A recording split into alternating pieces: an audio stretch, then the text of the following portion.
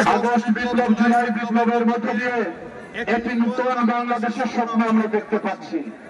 আগামী দিনে বাংলাদেশ একটি বৈষম্যহীন বাংলাদেশ করতে চায়, একটি দুর্নীতিমুক্ত বাংলাদেশ আমরা করতে চাই, একটি সাম্যের বাংলাদেশ করতে চাই, সম্প্রীতির বাংলাদেশ করতে চাই, যে বাংলাদেশের মানুষ তার মনোনীত ব্যক্তিকে নির্বিঘ্নে শান্তিপূর্ণভাবে ভোট প্রয়োগের মধ্য দিয়ে তার নেতা নির্বাচন করার সুযোগ পাবে।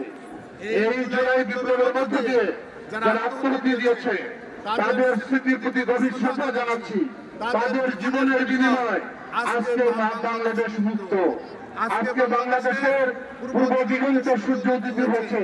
ধীরে ধীরে সেই সূর্য মধ্য গগনে আবির্ভূত হবে, সেই আলোকিত সারা বাংলাদেশ আলোকিত হবে। সেই আলোয় আমরা লালমনিরহাটকে আলোকিত লালমনিরহাট করতে চাই। এই আলোকিত লালমনিরহাটের যে সামাজিক অপরাধগুলো এখন ঘুরে ঘুরে মানুষের জীবনকে ধ্বংস করছে, সেখান থেকে সবাইকে বেরিয়ে আসতে হবে।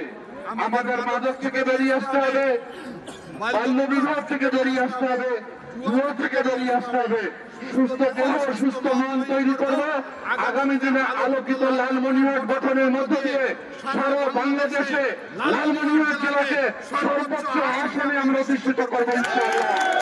আজকের এই খেলা উপভোগ করছি, হাজারো দর্শক এখানে উপস্থিত হয়েছেন। বিগত 16 বছর কোন সুস্থ বিনোদনের কোন ব্যবস্থা পাটগ্রামে ছিল না, যার জন্য মানুষের ঢল নেমেছে। মানুষের এত উপস্থিতির প্রমাণ হয়েছে, মানুষের ভালোবাসা সৃষ্টি হয়েছে। আমরা মানুষকে ভালোবাসতে চাই, মানুষের ভালোবাসা নিতে চাই, সেই ভালোবাসা দিয়ে আগামী দিনে দেশ গঠন করতে চাই। এই আহ্বান রেখে সকলকে ধন্যবাদ জানিয়ে, আয়োজক বৃন্দকে ধন্যবাদ জানিয়ে আমি আমার কথা এখানে শেষ করলাম। আল্লাহ হাফেজ। বাংলাদেশ জিন্দাবাদ।